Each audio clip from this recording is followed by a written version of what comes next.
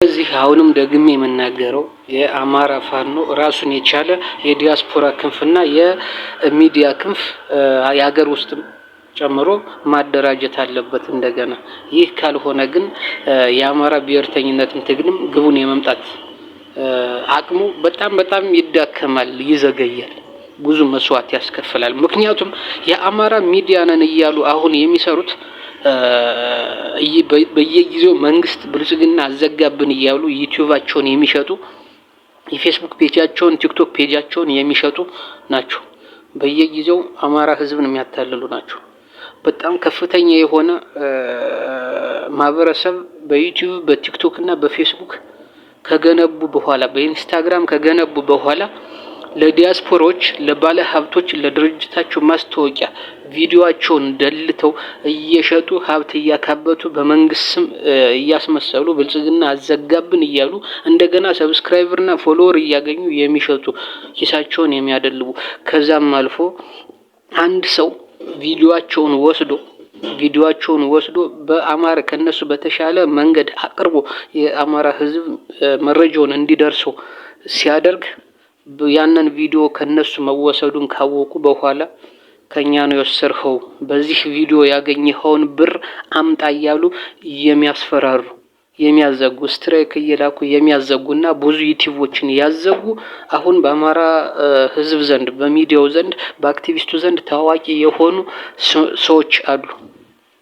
አሁን ይህ ነው ብዬ ስሙን ብጠራ የማታምኗቸው ነገር ግን በጽሁፍም ሲያስፈራሩ ጽሁፋቸውም ቪዲዮም ብሩም የጠየቁት ብሩም በዶላር ቀይረው የዩቲዩብ ገንዘብ የሚገባበት ቀን ይታወቃል።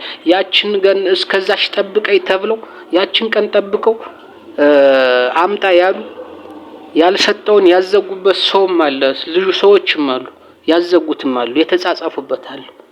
ቢያንስ አትሊስት ግን በዚህ ደረጃ የአማራ ህዝብ ተቀባይነት ሰጥቷቸው አትሊስት ምን የሚጠይቁበትን ጽፈው የሚጠይቁበትን ስልካቸውንና የፌስቡክ ስማቸውን ቢያንስ በሌላ በፌክ ከፍተው ምን ቢጠይቁት ምን እንደዚህ ብለው ህዝቡን እንኳን ወጣቱን ታገውን እንኳን ምን ተስፋ ባያስቆርጡት አዲስ ስም ቀይረው ብራቸውን ቢጠይቁ ከጠየቁም እንኳን ግን ለምንድነው የነሱ አላማ ሲሰክሱ ሲያወሩ ምናየው መረጃው መረስ አለበት ነው አይደል? ያ ደግሞ ቆርጦስ ላይ ሼር አደረገ ላይክ አደረገ ፎሎ አደረገ በየሰዓቱ ሲደርስ አቀራረቡ ስላልተመቸው የሱን ቆራርጦ አሪፍ መረጃ ይዘቱ ሳይለይ መረጃውን አደረሰ። የሱ 10,000 ከታየ የነዚህ ልጆች 100,000 100 ምናምን 60,000 ነው የሚታየው። እኔ አይቼዋለሁ ባይኔ ራሱ አሳይቶኛል። የተጻፉበትን ስክሪንሻትም አለኝ። ስለዚህ ያ ካለ ቅናት ምንድነው?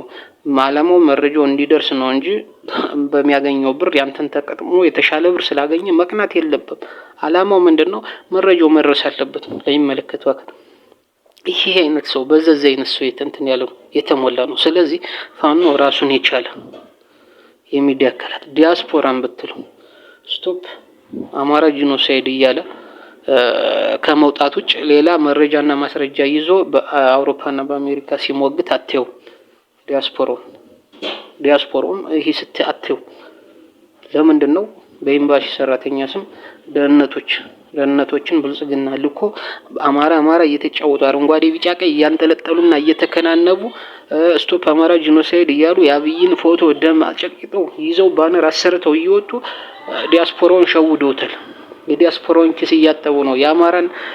የአማራ ዲያስፖራ አሁን ተከፋፍሏል። 20 ምናምን ድርጅት አለ፣ ከ20 በላይ ድርጅት አለ። ያ ሁሉ ፈርሶ ወደ አንድ መምጣት አለበት። ወደ አንድ ሲመጣ ደግሞ ፋኖ የራሱን ዲያስፖራ ያውም ከራሱ መሬት ላይ ካለው ፋኖ እንዲወጣ ተደርጎ ዲያስፖራው እንደገና መደራጀት አለበት። ሁሌ መዘረፍ የለበትም።